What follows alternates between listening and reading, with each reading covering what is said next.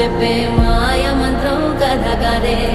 చంటోళ్లను భయపెట్టే భూచోడి కథ కదే,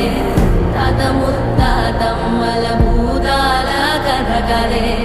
విక్రమాదిత్యుడు చెప్పిన వేదాళుడి కథ కదే, దీపము నుండి దెయ్యం వచ్చే అల్లావుద్దీన్ కథ కాదే, ఇది ముడత చర్మం ముసలి చెప్పే కథలాంటి నిజమేలే.